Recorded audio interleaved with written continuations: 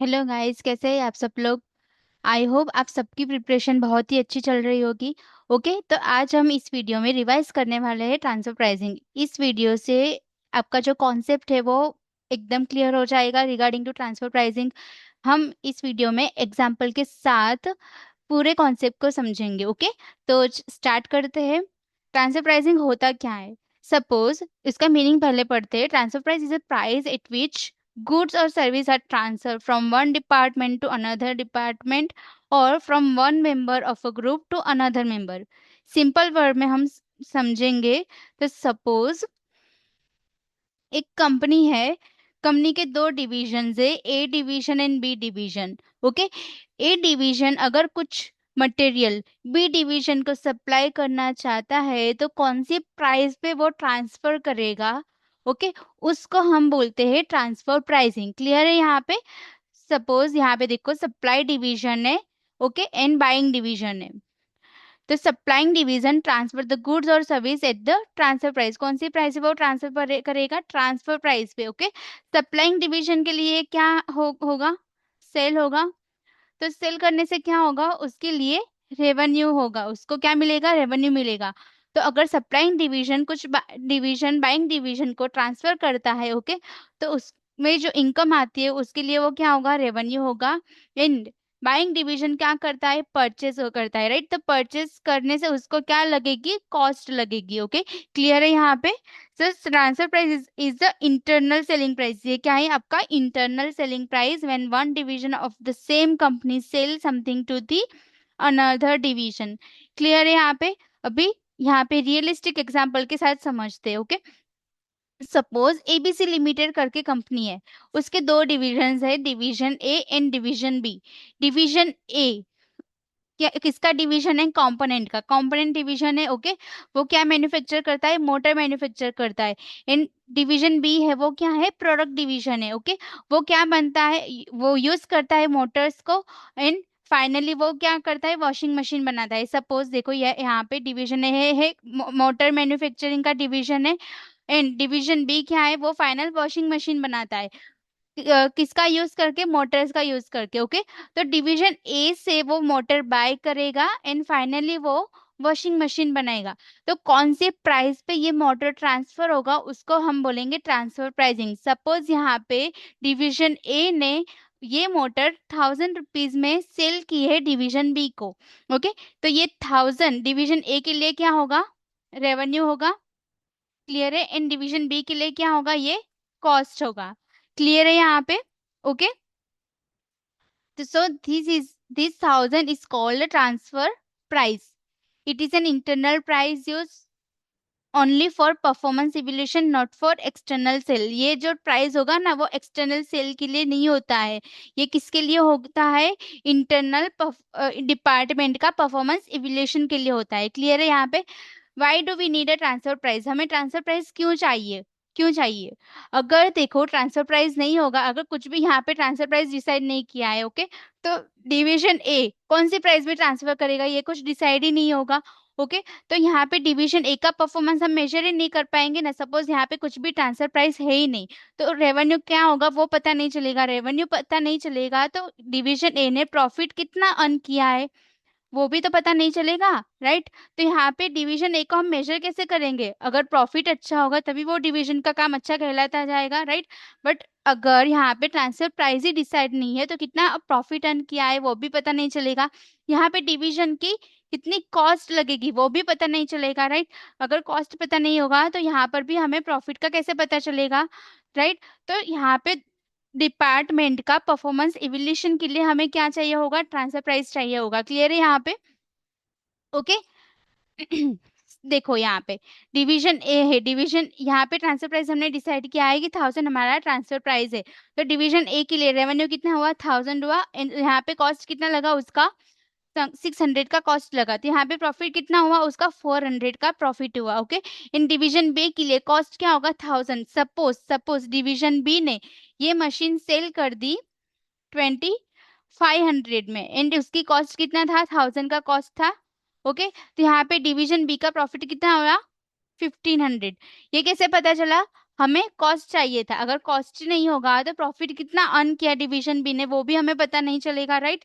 तो यहाँ पे दोनों डिवीजन का प्रॉफिट कितना अर्न कर रहे हैं और उसका परफॉर्मेंस मेजर करने के लिए हमें क्या चाहिए होगा, ट्रांसफर प्राइसिंग चाहिए होगा, ट्रांसफर प्राइस चाहिए होगा। क्लियर है यहाँ पे।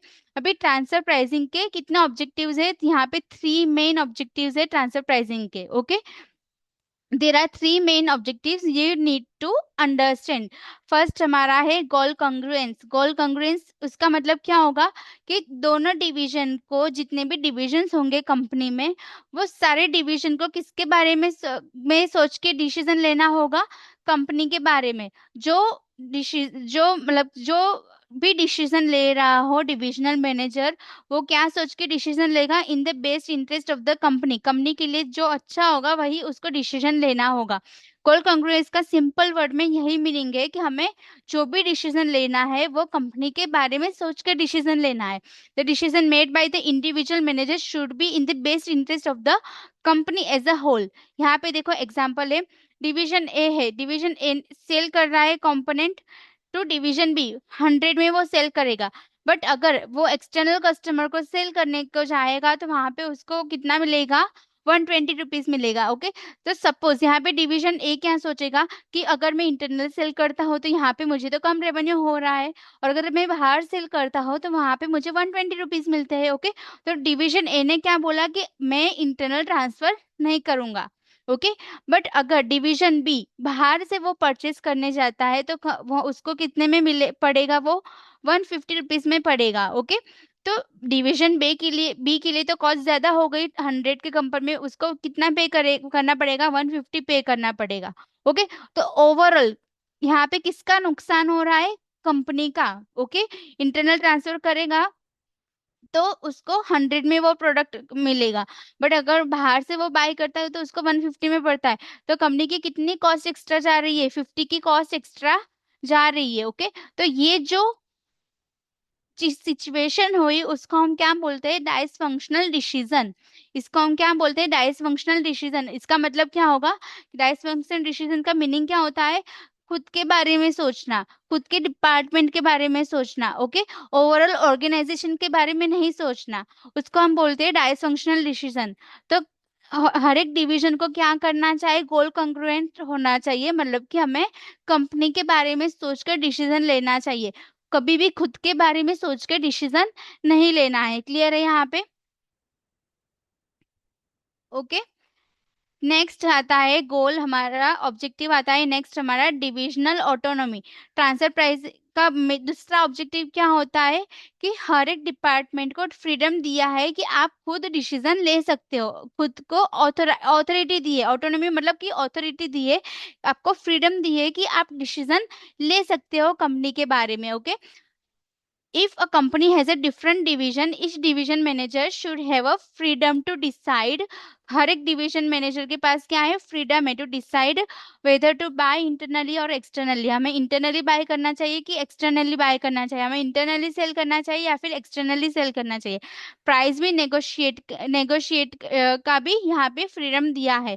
How to use the division resource, खुद के डिवीजन के रिसोर्सेज को कैसे यूज करने का, ये सब कुछ यहाँ पे क्या दिया है, फ्रीडम दिया है। This purpose is to avoid head office constantly telling manager what to do. यहाँ पे हेड ऑफिस का इन्वॉल्वमेंट क्या कर दिया है, रिमूव कर दिया है, मतलब कि यहाँ पे डिविजनल मैनेजर को क्या दी है, ऑथोरिटी दी है, फ्रीडम दी है। ओके, उसको हम क्या बोलते हैं, डिविजनल ऑटोनॉमी। क्लियर है यहाँ पे। नेक्स्ट थर्ड उसका ऑब्जेक्टिव क्या होगा, डिविजनल परफॉर्मेंस इवेल्यूशन, मतलब कि हर एक डिवीजन का परफॉर्मेंस हम इवेल्यूट कर पाते हैं ट्रांसफर प्राइसिंग की वजह से। Transfer pricing is use to measure how well each division performs, कितना अच्छा परफॉर्म किया है डिवीजन ने। ओके, सपोज डिवीजन ए है, उसका कॉस्ट कितना है कंपोनेंट का, 60 है, एंड ट्रांसफर प्राइस उसने डिसाइड किया है 100 का। ओके, तो डिवीजन ए का यहाँ पे प्रॉफिट कितना होगा, 40 का प्रॉफिट होगा। Okay, so as manager can be evaluated based on 40 profit, 40 rupees profit. Okay, यहाँ पे हम डिपार्टमेंट का, डिवीजन का क्या कर सकते हैं, परफॉर्मेंस इवोल्यूशन कर सकते हैं। क्लियर है यहाँ पे? देखो यहाँ पे कंप्लीट एग्जांपल यहाँ पे मैंने दिया है कि सपोज एबीसी लिमिटेड करके कंपनी है, वो डिवीजन ए है, उसका इंजन बनाता है, एंड डिवीजन बी है वो क्या बनाता है, कार्स बनाता है। ओके, वन इंजन डिवीजन की कॉस्ट, इंजन की कॉस्ट कितना है, 50,000 है मैन्युफैक्चरिंग का। Okay, division B needs to engine for every car, division A transfer engine to division B 70,000। यहाँ पे डिवीजन ए ने कितने में ट्रांसफर किया, इंजन को 70,000 में ट्रांसफर किया, एंड डिवीजन बी ने फाइनली वो कंप्लीट कार बना के कितने में सेल कर दी, 1,20,000 रुपीज में यहाँ पे कार सेल कर दी। ओके, तो यहाँ पे डिवीजन ए का कितनी कॉस्ट लगती है, 50,000 की कॉस्ट लगती है। उसने डिसाइड किया कि ट्रांसफर प्राइस कितना होगा मेरा, 70,000 का, एंड फाइनली डिवीजन बी कितने में सेल करता है, 1,20,000 में वो कार सेल करता है। तो यहाँ पे डिवीजन ए का यहाँ पे प्रॉफिट कितना होगा, रेवेन्यू कितना हुआ, 70,000 हुआ, उसकी कॉस्ट कितनी लगी, 50,000 की कॉस्ट लगी, तो फाइनली प्रॉफिट यहाँ पे कितना हुआ, 20,000 का उसका प्रॉफिट हुआ। डिवीजन बी है, डिवीजन बी ने यहाँ पे फाइनली वो कार कितने में सेल कर दी, 1,20,000 में सेल कर दी। उसको वो इंजन, उसकी कॉस्ट कितना लगा था, सपोज यहाँ पे 70,000 का, यहाँ पे ट्रांसफर प्राइस है 70,000 के, यहाँ पे कॉस्ट लगा था, तो प्रॉफिट यहाँ पे कितना हुआ, यहाँ पे 50,000 का प्रॉफिट हुआ। ओके, यहाँ पे दोनों डिवीजन का यहाँ पे हो गया, तो दोनों डिवीजन का मिला के यहाँ पे टोटल प्रॉफिट कितना हुआ, 20,000 प्लस 50,000, तो यहाँ पे कितना हुआ प्रॉफिट, यहाँ पे 70,000 का कंपनी का टोटल प्रॉफिट हुआ। क्लियर है यहाँ पे? ओके, फिर नेक्स्ट, अगर दोनों डिवीजन के बारे बीच में कुछ भी कॉन्फ्लिक्ट होता है रिगार्डिंग टू ट्रांसफर प्राइस, तो हमें क्या, किसके बारे में सोचना है, ओवरऑल कंपनी के बारे में सोच के हमें फाइनली डिसीजन लेना है। If the objective conflict call congruent has a priority, आपका कंपनी के बारे में सोचकर डिसीजन लेना है। ओके, कभी भी इंडिविजुअली डिवीजन के बारे में सोच के डिसीजन नहीं लेना है, ओवरऑल कंपनी के बारे में सोच के डिसीजन लेना है। क्लियर है यहाँ पे तक? ओके, नेक्स्ट आता है supplying division perspective, supplying division के पर्सपेक्टिव से ट्रांसफर प्राइस कितनी होगी। ओके, ये हम यहाँ पे अभी समझेंगे, सप्लाइंग डिवीजन के पर्सपेक्टिव से ट्रांसफर प्राइस कितनी होगी। ओके, सपोज डिवीजन सेल है एंड डिवीजन बाय है, तो सप्लाइंग डिवीजन के पर्सपेक्टिव से क्या आता है आपका, मिनिमम ट्रांसफर प्राइस। इसका मतलब क्या होगा, सेलर होगा वो क्या बोलेगा, मिनिमम में इतना प्राइस तो चार्ज करूंगा ही करूंगा, इससे कम चार्ज नहीं करूंगा। ओके, सेलर के पर्सपेक्टिव से क्या सोचना है, मिनिमम के बारे में सोचना है। अभी मिनिमम ट्रांसफर प्राइस कैसे कैलकुलेट होता है, marginal cost plus opportunity cost, marginal cost plus opportunity cost. Marginal cost क्या होता है आपका, variable cost. Okay, and opportunity cost क्या होता है, सपोज आपके पास आप सपोज आपके पास अपॉर्चुनिटी है कि आप वो एक्सटर्नल सेल कर सकते हो और उससे इतना आपको कंट्रीब्यूशन मिलेगा। अगर आपने इंटरनल वो सेल कर दिया तो आप एक्सटर्नली पार्टी को तो सेल नहीं कर पाओगे, राइट? तो आपका क्या हो जाएगा, नुकसान हो जाएगा। ओके, तो वो अपॉर्चुनिटी आपकी मिस हो गई। ओके, जो आप वहां से कंट्रीब्यूशन अर्न कर रहे थे वो अभी आपको मिलेगा नहीं, तो वो यहाँ पे क्या होगा, आपका अपॉर्चुनिटी कॉस्ट, जो आपका कंट्रीब्यूशन लॉस हो रहा है, जो आपका कंट्रीब्यूशन है वो आपका लॉस हो गया। तो वहां पे जितना कंट्रीब्यूशन आपका लॉस होता है वो यहाँ पे क्या होगा, आपका अपॉर्चुनिटी कॉस्ट। ओके, इसको हम डिटेल में एग्जांपल के साथ समझेंगे ताकि आपका जो कॉन्सेप्ट है वो क्लियर हो जाए, राइट? तो अभी यहाँ पे देखते हैं सप्लाइंग डिवीजन के पर्सपेक्टिव से। सपोज आपका डिवीजन ए है वो सेलिंग डिवीजन है, डिवीजन बी है वो आपका क्या है, बाइंग डिवीजन है। ओके, यहाँ पे डिवीजन ए क्या बनाता है, कंपोनेंट बनाता है, एंड डिवीजन बी उसको, उस कंपोनेंट को यूज करता है अपने फाइनल प्रोडक्ट बनाने में। ओके, तो डिवीजन ए ने कंपोनेंट था वो कितने में बनाया, 60 में वो बनाया। Okay, now division B want one component for from division A, division A से उसको क्या, प्रोडक्ट बनाने के लिए एक कंपोनेंट चाहिए था। ओके, तो अभी अभी यहाँ पे सेलर कौन है, डिवीजन ए। तो सेलर के पर्सपेक्टिव से यहाँ पे ट्रांसफर प्राइस कितनी होगी, मिनिमम ट्रांसफर प्राइस कितनी होगी, फॉर्मूला क्या है मिनिमम ट्रांसफर प्राइस का, marginal cost plus opportunity cost. Clear है? तो अभी हम यहाँ पे देखते हैं कि डिवीजन ए है ना, उसके पास स्पेयर कैपेसिटी है। स्पेयर कैपेसिटी का मतलब क्या होता है, एग्जाम्पल डिवीजन ए के पास एक manufacturing machine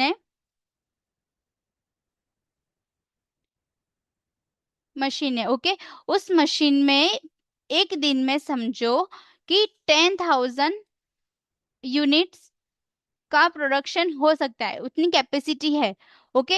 and division A है वो एक्सटर्नली सेल करता है पर डे, समझो कि 8,000 यूनिट्स वो सेल उसके हो जाते हैं।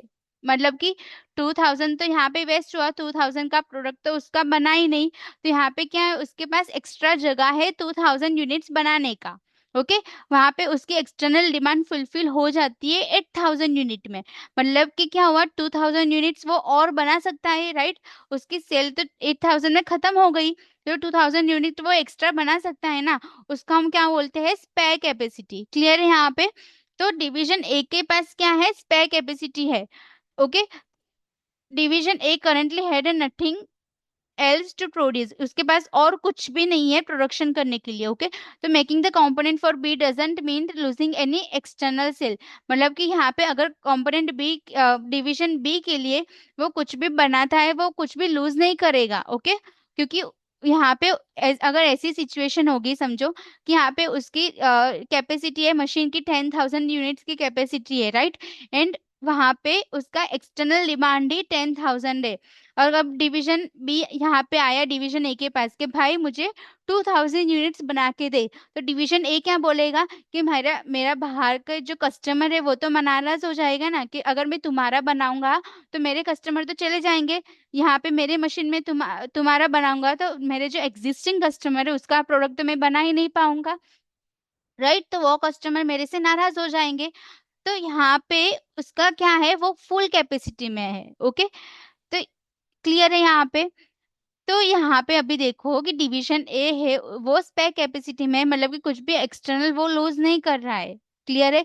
तो यहाँ पे कुछ भी उसकी अपॉर्चुनिटी कॉस्ट क्या होगी, जीरो होगी। क्यों? क्योंकि यहाँ पे कुछ भी उसका लूज नहीं हो रहा है, लाइक सेल लूज नहीं हो रहा है, ओके। कंट्रीब्यूशन वो लूज नहीं कर रहा है, तो यहाँ पे अपॉर्चुनिटी कॉस्ट क्या होगी, जीरो होगी। तो यहाँ पे मिनिमम ट्रांसफर प्राइस क्या होगी, 60 की उसकी मिनिमम ट्रांसफर प्राइस होगी।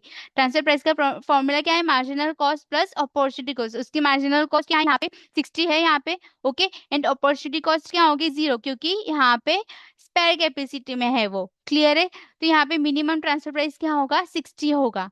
क्लियर है।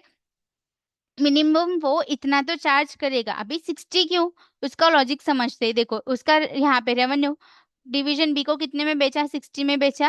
वेरिएबल कॉस्ट उसकी कितनी है, 60। तो यहाँ पे प्रॉफिट कितना हुआ, आया इसका जीरो, मतलब कि नो, ब्रेक इवन पॉइंट में आया, नो प्रॉफिट नो लॉस की सिचुएशन में, मतलब कि मिनिमम तो इतना चार्ज करेगा ही करेगा। क्लियर है यहाँ पे, ओके। अभी नेक्स्ट केस टू हम समझते हैं जहाँ पे वो फुल कैपेसिटी में है। फुल कैपेसिटी मतलब कि क्या होगा, कि अगर डिवीजन बी के लिए अगर वो प्रोडक्ट बनाता है तो उसके एक्सटर्नल कस्टमर है वो चले जाएंगे। कैसे, यहाँ पे देखते हैं। देखो डिवीजन ए है वो फुल कैपेसिटी में ऑपरेट कर रहा है, it can sell component to external customer for 100, वो 100 रुपीज में वो प्रोडक्ट को सेल कर सकता है। उसकी सेलिंग प्राइस कितनी, एक्सटर्नल कस्टमर को कितने में बेचेगा, वो 100 में बेचेगा, ओके। उसकी कॉस्ट कितनी आ रही है, 60 की उसकी कॉस्ट है। तो यहाँ पे उसका एक्सटर्नल सेल करने से कंट्रीब्यूशन कितना आ रहा है, 40 का कंट्रीब्यूशन हो रहा है। अगर वो एक्सटर्नल कस्टमर को सेल नहीं करेगा तो उसका 40 का जो कंट्रीब्यूशन मिल रहा था वो मिलना उसका बंद हो जाएगा। क्लियर है, ओके। तो अभी यहाँ पे अपॉर्चुनिटी कॉस्ट क्या आएगी, उसकी 40 की अपॉर्चुनिटी कॉस्ट आएगी। क्लियर है यहाँ पे। कैसे आई अपॉर्चुनिटी कॉस्ट, जो कंट्रीब्यूशन डिवीजन ए को अभी मिलेगा नहीं उसका हम क्या बोलते हैं, अपॉर्चुनिटी कॉस्ट। मतलब कि इतना उसका अपॉर्चुनिटी थी अर्न करने की, वो अभी चली गई, तो उसको हम क्या बोलते हैं, अपॉर्चुनिटी कॉस्ट। क्लियर है। if A gives component to B, it has give up an external sale, तो उसका कंट्रीब्यूशन कितना हो रहा था, 40 का, वो चला जाएगा। क्लियर है यहाँ पे। तो अभी इस केस में, फुल कैपेसिटी के केस में आपकी ट्रांसफर प्राइस क्या होगी, marginal cost plus opportunity cost. Marginal cost क्या है आपकी, 60 की, एंड अपॉर्चुनिटी कॉस्ट क्या है आपकी, 40 की। तो मिनिमम ट्रांसफर प्राइस यहाँ पे कितना होगा, यहाँ पे 100 का मिनिमम ट्रांसफर प्राइस होगा। क्लियर है यहाँ पे। What if B offer 80, okay. तो अगर बी बोला, डिवीजन बी है, वो बोलेगा कि मैं तुम्हें 80 प्राइस पे करूंगा, तो ए क्या बोलेगा, नहीं भाई हमें ये नहीं चलेगा। क्यों? क्योंकि अगर वो 80 में सेल करेगा एंड यहाँ पे उसकी कॉस्ट कितनी हो रही है, 60 की, तो कंट्रीब्यूशन कितना मिला उसको, 20 का कंट्रीब्यूशन मिला। बाहर अगर वो सेल करेगा तो उसको तो 40 का कंट्रीब्यूशन मिल रहा था, तो वो क्यों कम में लेगा? क्लियर है यहाँ पे? तो यहाँ पे मिनिमम ट्रांसफर प्राइस कितनी होगी, फुल कैपेसिटी के केस में 100 की ट्रांसफर प्राइस होगी, marginal cost plus opportunity cost. Clear है यहाँ पे? ओके। अभी ये अपॉर्चुनिटी कॉस्ट क्यों? ओके, सपोज आपकी एक रेस्टोरेंट है, समझो आपका पिज्जा का रेस्टोरेंट है। क्लियर है? यू कैन अभी बाहर कस्टमर को आप पिज्जा कितने में सेल करते हो, 500 रुपीज में ये पिज्जा सेल करते हो। ओके, आपकी पिज्जा बनाने की कॉस्ट कितनी आ रही है, 300 की आपकी कॉस्ट आ रही है, तो आपका कंट्रीब्यूशन कितना होगा, 200 का आपका कंट्रीब्यूशन, मतलब कि समझ लो आपका प्रॉफिट है 200 का। ओके, नाउ सपोज आपके पास फ्रेंड आता है, वो बोलता है कि मुझे सेम पिज्जा मुझे 300 रुपीज में बना के दे, 300 रुपीज में बना के दे, तो क्या आप एक्सेप्ट करोगे? नहीं। क्यों? क्योंकि अगर आप बाहर कस्टमर को सेल करते हो तो वहां से उसको आपको क्या मिलेगा, 200 का कंट्रीब्यूशन मिलेगा, प्रॉफिट मिलेगा। तो ये क्या है, आपकी अपॉर्चुनिटी कॉस्ट है 200। क्लियर है? तो मिनिमम प्राइस आप कितना चार्ज करोगे, 300, जो आपकी वेरिएबल कॉस्ट हो रही है, मार्जिनल कॉस्ट है आपकी। ओके, एंड ये आपका 200 क्या है, आपका अपॉर्चुनिटी कॉस्ट है। तो टोटल आपका मिनिमम ट्रांसफर प्राइस क्या होगा, 500 आपका मिनिमम ट्रांसफर प्राइस होगा। क्लियर है यहाँ पे? अभी हम समझते हैं transfer price from buying division perspective. जो बाइंग डिवीजन है वो कितना मैक्सिमम प्राइस पे करेगा, कितना मैक्सिमम प्राइस पे करेगा। ओके, वो हम यहाँ पे कैलकुलेट करते हैं। Okay, what the maximum price buying division is willing to pay, this is a different from the previous section। previous section में हमने क्या पढ़ा था, सेलर डिवीजन की पर्सपेक्टिव की एंड से पढ़ा था। ओके, वहां पे क्या होता था, मिनिमम प्राइस होता था, और बाइंग डिवीजन में क्या होता है, मैक्सिमम प्राइस होता है। ओके, समझो सेलिंग डिवीजन है एंड बाइंग डिवीजन है, तो ट्रांसफर प्राइस है वो बाइंग डिवीजन कितना मैक्सिमम पे करेगा सेलिंग डिवीजन को, वो हम यहाँ पे कैलकुलेट करेंगे। तो मैक्सिमम ट्रांसफर प्राइस कैसे कैलकुलेट होता है, मैक्सिमम ट्रांसफर प्राइस होता है lower of external market price and net revenue of the buying division, and net revenue of the buying division, जो एक्सटर्नल सेलिंग प्राइस होगा वो, और नेट रेवेन्यू। नेट रेवेन्यू कैसे कैलकुलेट करते हैं, final selling price minus buyers on cost. Final जो selling price होगा उसमें से माइनस करेंगे जो बायर की जो खुद की कॉस्ट लगती है, एक्सक्लूडिंग दी ट्रांसफर आइटम। ट्रांसफर आइटम को हम कैलकुलेट नहीं करेंगे, और उसके अलावा जो भी कॉस्ट लगती है वो हम क्या करेंगे, यहाँ पे डिडक्ट करेंगे। कौन सी कॉस्ट होगी, एग्जांपल मैं लिखती हूँ, कुछ भी प्रोसेसिंग कॉस्ट हो गया, लेबर का चार्जेस हो गया, ओवरहेड हो गया, डिस्ट्रीब्यूशन कॉस्ट हो गया, जो भी एक्सेट्रा एक्सेट्रा जो भी अलग डिफरेंट कॉस्ट लगती है फ्रॉम द ट्रांसफर्ड आइटम, वो हम क्या करेंगे, फाइनल जो सेलिंग प्राइस होगा उसमें से हम डिडक्ट करेंगे। और इन दोनों में से जो लोअर प्राइस होगा वो हमारा क्या होगा, मैक्सिमम ट्रांसफर प्राइस। क्लियर है यहाँ पे? यहाँ पे की पॉइंट क्या है, by division will never pay more than the lower of two amounts. इन दोनों में से कुछ जो भी लोअर अमाउंट आएगा उससे ज्यादा बाइंग डिवीजन कभी भी वो पे नहीं करेगा। एग्जाम्पल देख लो, यहाँ पे एक्सटर्नल सेलिंग प्राइस है यहाँ पे 90 का, एंड नेट रेवेन्यू आया है यहाँ पे 75 का, इन दोनों में से लोअर कौन है, 75 है, तो आपका मैक्सिमम ट्रांसफर प्राइस कितना होगा, 75। क्लियर है यहाँ पे? ओके, इसको हम अभी एक डिफरेंट एग्जाम्पल के साथ समझते हैं। देखो, एक है सिरप डिवीजन। सिरप डिवीजन क्या है, आपका सप्लाइंग डिवीजन है। यहाँ पे सिरप डिवीजन प्रोड्यूस करता है सिरप को। ओके, और ये सिरप ट्रांसफर होता है बॉटलिंग डिवीजन में। बॉटलिंग डिवीजन क्या करता है, ये सिरप को यूज करता है, उसमें कार्बोनेटेड वाटर मिलाता है एंड क्या बनाता है, एक सॉफ्ट ड्रिंक बनाता है। ओके, एंड सेल करता है ये फाइनली बॉटल को एक्सटर्नल मार्केट में। यहाँ पे सिरप डिवीजन क्या ट्रांसफर करेगा, सिरप ट्रांसफर करेगा बॉटलिंग डिवीजन पे। अभी ये जो बॉटलिंग डिवीजन है वो कितना मैक्सिमम अमाउंट पे करेगा फॉर दिस सिरप, हम यहाँ पे ये कैलकुलेट करेंगे। ओके, तो अभी इंफॉर्मेशन में क्या है, हर एक बॉटल है वो कितने में सेल होता है, 50 रुपीज में सेल होता है, एंड जो बॉटलिंग डिवीजन की खुद की अलग से जो प्रोसेसिंग कॉस्ट लगती है अलग से। समझो कार्बोनेटेड वाटर का कॉस्ट हो गया, बोटलिंग का, बोतल का बॉडी का कॉस्ट हो गया, कुछ भी अदर कॉस्ट हो गया। ओके, यहाँ पे देखो, नोट करना है, हमने यहाँ पे सिरप को इंक्लूड नहीं किया है। जो भी ट्रांसफर्ड आइटम में है हम यहाँ पे कॉस्ट कैलकुलेशन में ऐड नहीं करेंगे। ओके, तो अदर कॉस्ट यहाँ पे क्या आ रही है उसकी 20 की। ओके, तो यहाँ पे नेट रेवेन्यू कितना होगा? Net revenue final selling price minus buyers on cost. Final selling price कितना है? 50 है, एंड बायर्स की कॉस्ट कितनी हो रही है? 20 की। तो नेट रेवेन्यू कितना होगा यहाँ पे? 30 का यहाँ पे नेट रेवेन्यू होगा। ओके, तो मैक्सिमम यहाँ पे ट्रांसफर प्राइस कितना आया? 30 हमारा ट्रांसफर प्राइस आया। क्लियर है यहाँ पे? Okay. Why can't the syrup price be more than 30? अभी ये 30 से ज्यादा क्यों नहीं होगा?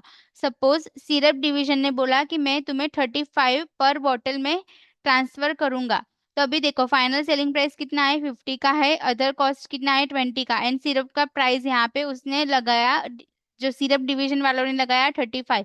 यहाँ पे टोटल कॉस्ट कितना हो गया? 55। सेलिंग प्राइस कितना है? 50। तो यहाँ पे क्या हो जाएगा? यहाँ पे लॉस हो जाएगा, इसलिए वो 30 से ज्यादा पे नहीं करेगा।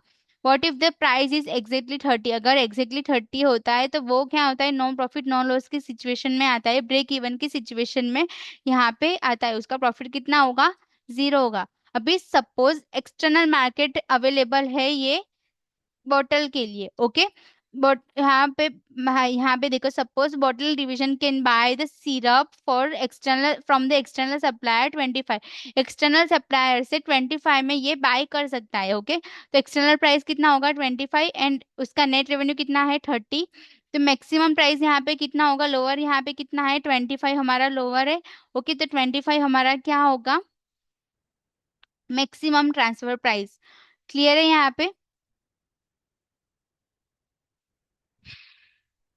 ओके, अभी उसके बाद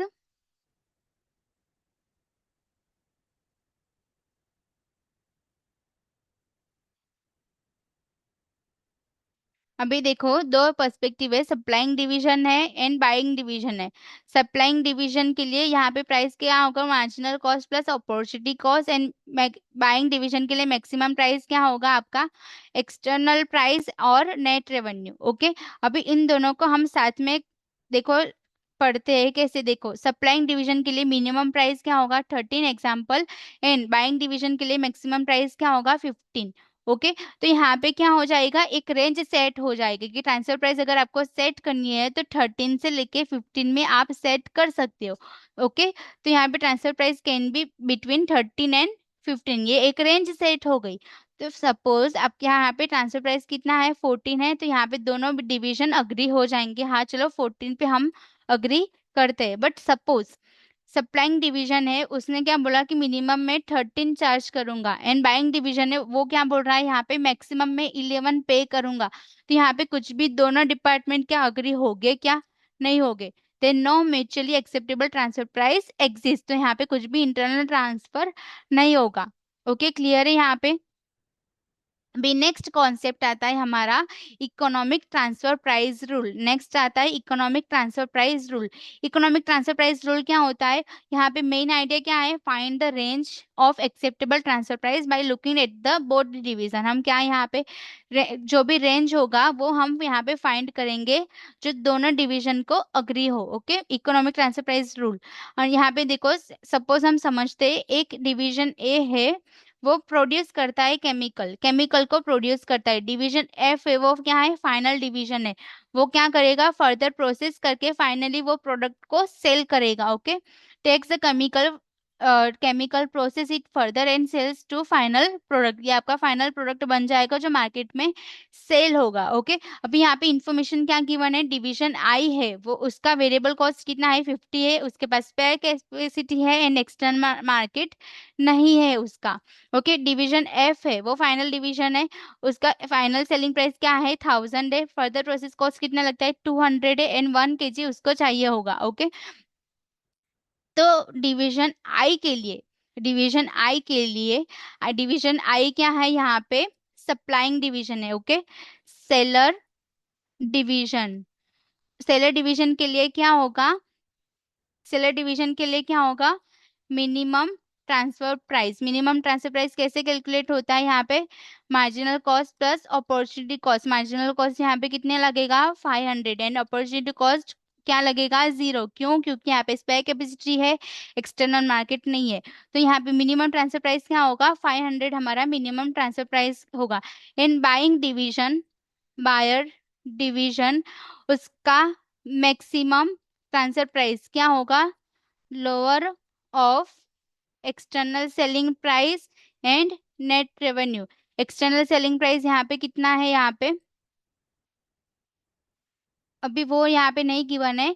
ओके, यहाँ पे net revenue, net revenue final selling price कितना है 1000 है एंड प्रोसेस कॉस्ट कितना लगता है 200 लगता है, वो हम माइनस करेंगे तो यहाँ पे नेट रेवेन्यू कितना होगा उसका 800 होगा। 800 उसका क्या होगा नेट रेवेन्यू होगा। ओके, तो division F can afford to pay maximum 800। Okay, यहाँ पे मिनिमम ट्रांसफर प्राइस हमने कैलकुलेट कर दिया, कितना होगा यहाँ पे मिनिमम ट्रांसफर प्राइस, यहाँ पे फाइनली 500 हमारा होगा मिनिमम ट्रांसफर प्राइस। ओके, तो यहाँ पे एक्सेप्टेबल ट्रांसफर प्राइस की रेंज क्या हो गई 500 से लेके 800 में कुछ भी आप प्राइस सेट करो, सब प्राइस एक्सेप्टेबल है। 500 से लेके 800 तक कोई भी प्राइस है यहाँ पे हम as a transfer price set कर सकते हो। क्लियर है यहाँ पे। तो इकोनॉमिक ट्रांसफर प्राइस रूल क्या करता है, इंश्योर करता है price is fair for both division. ये इंश्योर करता है कि दोनों डिवीजन के लिए प्राइस क्या होना चाहिए, फेयर होना चाहिए। ओके, किसी को भी नुकसान नहीं होना चाहिए, ना ही ज्यादा ना ही कम। क्लियर है यहाँ पे। Now understand the performance evolution issue. हम यहाँ पे अभी हम समझते हैं परफॉर्मेंस इवोल्यूशन इशू क्या होगा। सपोज डिवीजन आई है, डिवीजन आई ने फाइनली सेट किया यहाँ पे ट्रांसफर प्राइस सेट किया है 500 का, तो डिवीजन आई के लिए रेवेन्यू कितना होगा 500, उसकी कॉस्ट लगेगी 500, यहाँ पे क्या होगा उसका प्रॉफिट 0 होगा।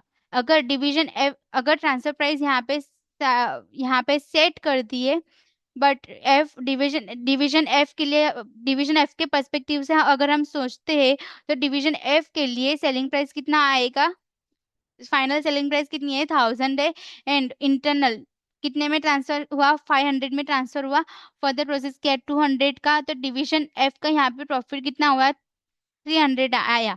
तो अगर हम ट्रांसफर प्राइस 500 सेट करते हैं तो डिवीजन आई में प्रॉफिट कितना आता है 0, इन डिवीजन एफ में कितना प्रॉफिट आता है 300 का प्रॉफिट आता है। तो यहाँ पे डिवीजन आई के लिए तो अनफेयर हुआ ना, सारा प्रॉफिट तो डिवीजन एफ ही ले गया। ओके, तो डिवीजन आई का जो मैनेजर होगा वो तो डिसअपॉइंट हो जाएगा।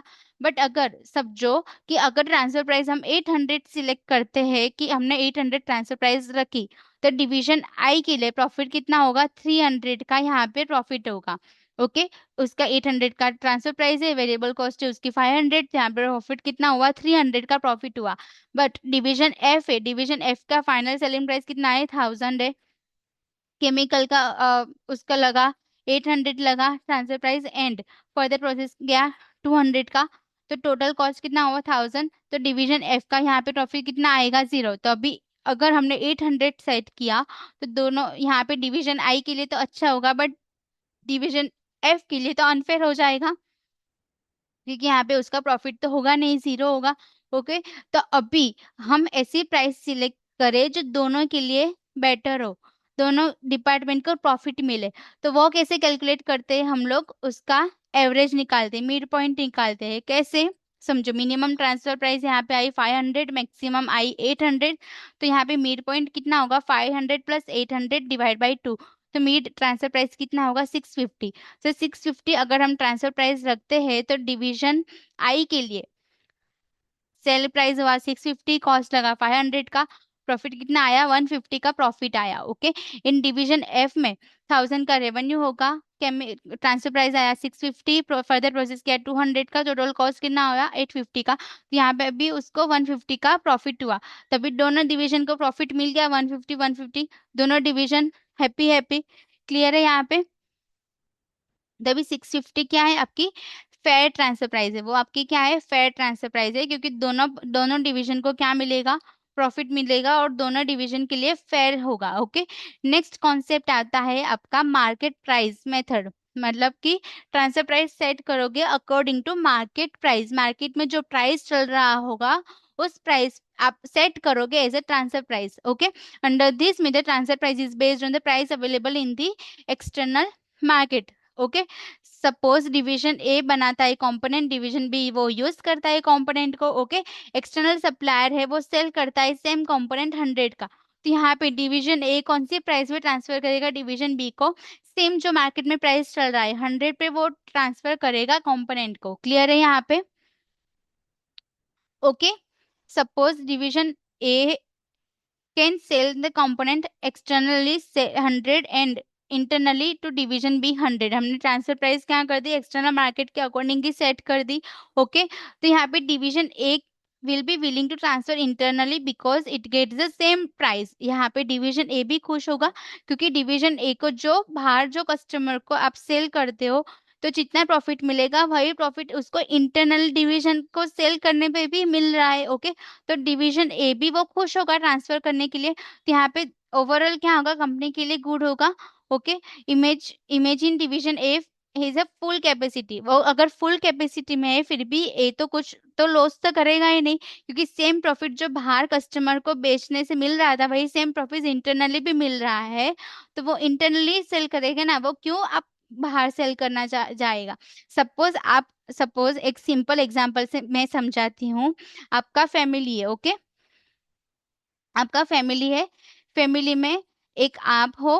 ओके, समझो एक फैमिली है, फैमिली में एक ब्रदर 1 है एंड दूसरा ब्रदर 2 है। ओके, समझो ब्रदर 1 है ना वो मोटर बनाता है एंड ब्रदर 2 है वो वॉशिंग मशीन बनाता है। ओके, ये मोटर दूसरा एक एक्सटर्नल कस्टमर है। ओके, ये ब्रदर 1 मोटर अगर वो कस्टमर को सेल करता है तो उसको कितना प्रॉफिट मिल रहा है, 300 का। ओके, वही सेम प्रॉफिट अगर ब्रदर 2 को सेल करता है तो फिर उसको 300 का प्रॉफिट मिल रहा है। ओके, तो वो क्यों बाहर बेचने जाएगा, अगर वो फुल कैपेसिटी में है तो ऑब्वियसली है ना कि वो अपने भाई के बारे में सोचेगा, वो कस्टमर के बारे में नहीं सोचेगा। अगर वो फुल कैपेसिटी में है तो वो अपने भाई के बारे में ही सोचेगा ना, तो वो इंटरनली वो सेल करेगा ना, क्योंकि उसको तो सेम प्रॉफिट मिल रहा है। क्लियर है यहाँ पे? ओके, अभी एग्जाम्पल आप समझ लो कि अगर वो एक्सटर्नल ट्रांसफर करने जाता है तो उसको एक्स्ट्रा डिलीवरी कॉस्ट लगती है 10 की। अगर वो एक्सटर्नल ट्रांसफर करने की बजाय इंटरनल ट्रांसफर करेगा तो उसकी तो वो कॉस्ट सेव हो जाएगी, राइट? वो कॉस्ट लगेगी ही नहीं डिलीवरी की। तो उस पॉइंट ऑफ व्यू से भी हम सोच सकते हैं कि इंटरनल ट्रांसफर में भी कुछ इश्यू नहीं होगा। क्लियर है? अभी उसके एडवांटेजेस क्या होंगे मार्केट प्राइस के, उसके एडवांटेजेस क्या होंगे, गुड फॉर अ गोल कंग्रुएंस, ये ओवरऑल कंपनी के लिए बेनिफिशियल है। सेकेंड उसका एडवांटेज है एनकरेज द एफिशिएंसी। कैसे? समझो एक्सटर्नल सप्लायर है वो 100 में वो प्रोडक्ट प्रोवाइड करता है डिवीजन बी को, तो डिवीजन ए है वो क्या चार्ज करता है, 120 रुपीज चार्ज करता है। तो डिवीजन बी क्या बोलेगा कि भाई मुझे बाहर से सेल करने जाता हूँ ना तो मुझे 100 में वो एक्सटर्नल सप्लायर मुझे प्रोवाइड करता है, तो तेरे में कुछ इश्यू है, तो उसको क्या कर, वो इश्यू को सॉल्व कर एंड अपनी प्राइस कम कर। तो इससे क्या होगा, डिवीजन ए की भी एफिशिएंसी बढ़ेगी। Okay, this puts the pressure on division A to control its cost and remain the competitive. Okay, उसके डिसएडवांटेजेस क्या होंगे, perfectly competitive external market may not exist. ऐसा हो सकता है कि आप डिवीजन ए है कुछ ऐसा प्रोडक्ट बना रहा हो, इतना अच्छा बना रहा है, इतना अच्छा क्वालिटी का बना रहा है, इतने अच्छे ज्यादा फीचर्स वाला बना रहा है जो एक्सटर्नल मार्केट में कोई प्रोवाइड करने वाला है ही नहीं। ओके, तो वहां पे कुछ भी रिलायबल मार्केट प्राइस नहीं मिलेगा। ओके, तो यहाँ पे परफेक्टली कॉम्पिटिटिव एक्सटर्नल मार्केट कुछ अगर अवेलेबल नहीं होगा तो यहाँ पे प्राइस सेट करना डिफिकल्ट हो जाएगा, कि अगर मार्केट प्राइस के बेस से ऊपर से आप ट्रांसफर प्राइस सेट कर रहे हो तो। ओके, एंड मार्केट प्राइस में कई बार ऐसे भी होता है कि मार्केट में प्राइस क्या होता है, फ्लक्चुएट होता रहता है, तो यहाँ पर भी एक्यूरेट प्राइस आप डिसाइड करना आपके लिए भी क्या हो जाएगा, डिफिकल्टी हो जाएगी, and आपके परफॉर्मेंस एवल्यूशन में भी क्या होगा, डिफिकल्टी होगा। ओके, नेक्स्ट कॉन्सेप्ट आता है फुल कॉस्ट प्लस मेथड। इसमें क्या होगा, कंपनी डिवीजन को जो भी फुल कॉस्ट लगेगा प्लस आप प्रॉफिट ऐड करके ट्रांसफर प्राइस सेट करोगे। फुल कॉस्ट में क्या क्या आएगा, variable cost plus fix cost. Okay, suppose आपका वेरिएबल कॉस्ट है 60 का एंड फिक्स कॉस्ट अलोकेटेड है 20। ओके, तो टोटल यहाँ पे कॉस्ट कितना आया 80 एंड यहाँ पे मार्कअप सेट किया है 25 का। ओके, तो फाइनली मार्कअप कितना होगा 20 का। ओके, तो ट्रांसफर प्राइस कितना आएगा 80 प्लस 20, 100 का क्या होगा यहाँ पे ट्रांसफर प्राइस होगा। सो डिवीजन ए है वो कितने में ट्रांसफर करेगा अपने प्रोडक्ट को, डिवीजन बी को 100 में ट्रांसफर करेगा। Why use standard cost as rather than the actual cost. हम यहाँ पे क्या यूज करते हैं, स्टैंडर्ड कॉस्ट यूज करते हैं, हम एक्चुअल कॉस्ट यूज नहीं करते। ओके, क्यों, क्योंकि सपोज डिवीजन ए है उसका स्टैंडर्ड कॉस्ट है 80 बट डिवीजन ए का कुछ इनएफिशिएंसी आई, कुछ भी लेबर ने अच्छा काम नहीं किया, कुछ भी मटेरियल में कुछ भी इनएफिशिएंसी आई, उसकी वजह से उसकी एक्चुअल कॉस्ट क्या हो गई 100 हो गई उसकी एक्चुअल कॉस्ट। तो वो क्या करेगा 100 प्लस 25 का मार्कअप मार्कअप मिला के 125 बोलेगा कि ये ले डिवीजन बी मेरी ट्रांसफर प्राइस है 125। तो यहाँ पे डिवीजन बी को ज्यादा पे करना पड़ेगा। ओके, डिवीजन ए के लिए तो अच्छा हो गया कि उसकी कॉस्ट तो कवर हो जाएगा बट डिवीजन ए की इनएफिशिएंसी ट्रांसफर हो जाएगी डिवीजन की बी के ऊपर। डिवीजन बी बोलेगा कि तुम्हारी गड़बड़ी की वजह से मैं क्यों ज्यादा पे करूं। ओके, तो उसके लिए क्या बोला है कि आप क्या यूज करो, स्टैंडर्ड कॉस्ट यूज करोगे। क्लियर है यहाँ पे। यहाँ पे फुल कॉस्ट मेथड के एडवांटेजेस क्या होंगे, इजी टू कैलकुलेट है, यहाँ पे सारी कॉस्ट कवर हो जाती है एंड यहाँ पे अप्रोक्सीमेट मार्केट प्राइस भी आपको मिल जाएगी। बट इसके डिसएडवांटेजेस क्या है, full cost of one division become the variable cost of another another. कैसे, सपोज यहाँ पे 20 था वो अलोकेटेड क्या था फिक्स कॉस्ट था। ओके, वो अलोकेटेड फिक्स कॉस्ट था। अगर वो डिवीजन बी बाय करता है तो उसके लिए वो क्या हो जाता है, वेरिएबल कॉस्ट हो जाता है। जितना ज्यादा वो यूनिट्स बाय करेगा उतना उसको पे भी तो करना पड़ेगा ना। कैसे, देखो हम यहाँ पे डिटेल में समझते हैं। डिवीजन ए है उसका फिक्स कॉस्ट कितना है 20 अलोकेटेड है। Okay, therefore division B C is a 20 part of a cost. Okay, suppose division A बनाता है कंपोनेंट, डिवीजन बी को वो ट्रांसफर करता है। डिवीजन ए के लिए वेरिएबल कॉस्ट है 60 का, फिक्स कॉस्ट है 20 का। तो यहाँ पे टोटल कॉस्ट कितना आया 80 का, उसका कॉस्ट आया बी के लिए। Okay, suppose division A transfer component to division B 80 में वो ट्रांसफर करेगा। ओके, तो यहाँ पे 20 का फिक्स कॉस्ट था, वो डिवीजन बी के लिए क्या हो जाएगा, वेरिएबल कॉस्ट हो जाएगा। जितना ज्यादा यूनिट्स डिवीजन बी बाय करेगा उतना ज्यादा उसको 80 के अकॉर्डिंग पे करना पड़ेगा। ओके, तो 20 भी उसमें इंक्लूड हो जाएगा। तो डिवीजन बी के लिए वो क्या हो जाएगा, वेरिएबल कॉस्ट हो जाएगा। क्लियर है यहाँ पे। नेक्स्ट है can cause a dysfunctional decision when there is a spare capacity.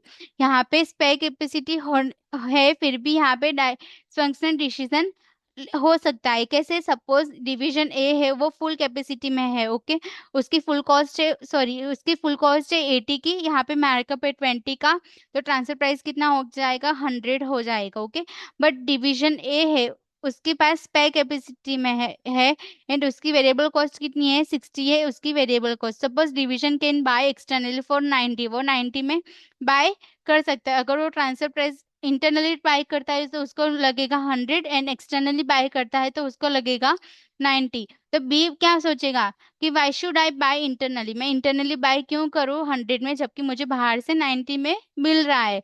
So B के लिए क्या होगा, बी खुद के बारे में सोचेगा तो वहां पे क्या होगा, डाइस फंक्शन डिसीजन हो सकता है। बट अगर कंपनी के पॉइंट ऑफ व्यू से देखेंगे तो कंपनी के लिए इंटरनल कॉस्ट कितनी आएगी 60। कैसे, इंटरनल कॉस्ट है 60 की क्योंकि वो हमारे क्या है वेरिएबल कॉस्ट है। ओके, एंड एक्सटर्नल कॉस्ट कितनी है 90 की। तो यहाँ पे कंपनी को कितना बचेगा 30 रुपीज सेव होगा। तो यहाँ पे हम 100 की जगह पे अगर ना हमारा इंटरनल कॉस्ट 60 है उसके अकॉर्डिंग सोचेंगे तो यहाँ पे डाइस फंक्शनल डिसीजन हो सकता है। ओके, नेक्स्ट है variable cost plus pricing. This is similar to full cost plus but use variable cost. हम यहाँ पे क्या यूज करते हैं, सिर्फ और सिर्फ वेरिएबल कॉस्ट यूज करते हैं। वेरिएबल कॉस्ट है प्लस मार्कअप हम ऐड करेंगे। ओके, वेरिएबल कॉस्ट है हमारा 60 का एंड यहाँ पे मार्कअप है 25 का। ओके, तो यहाँ पे फाइनल प्राइस कितना आया 75। ये हमारा क्या मेथड था, वेरिएबल कॉस्ट का मेथड था। ओके, अभी हम कंपेयर करेंगे तीनों मेथड से देखो तीनों मेथड, मार्केट प्राइस में क्या होगा, अकॉर्डिंग टू मार्केट प्राइस हम सेट करेंगे। ओके, फुल कॉस्ट के अकॉर्डिंग हम देखेंगे। तो देखो वेरिएबल कॉस्ट है 60 का, फिक्स कॉस्ट है 20, फुल कॉस्ट हमारा 8 हो गया 80, मार्केट प्राइस है 100 एंड मार्कअप है हमारा 25। तो फुल कॉस्ट के अकॉर्डिंग 80 प्लस 25 का मार्कअप, तो 100 का हमारा ट्रांसफर प्राइस हो गया। And variable cost plus method के अकॉर्डिंग 60 हमारी वेरिएबल कॉस्ट है, प्लस मार्कअप हम लगाएंगे 25 का, तो कितना होगा हमारा ट्रांसफर प्राइस 75। ओके, क्लियर है? आई होप इस वीडियो में कुछ आपके सारे कॉन्सेप्ट जो रिगार्डिंग टू ट्रांसफर प्राइस होगा वो क्लियर हो जाए होगा, गया होगा। अगर कुछ भी डाउट है, अगर कुछ भी समझ नहीं आया है, तो मुझे कमेंट सेशन में मुझे कमेंट करना। Okay, and I will explain that concept. Okay, best of luck.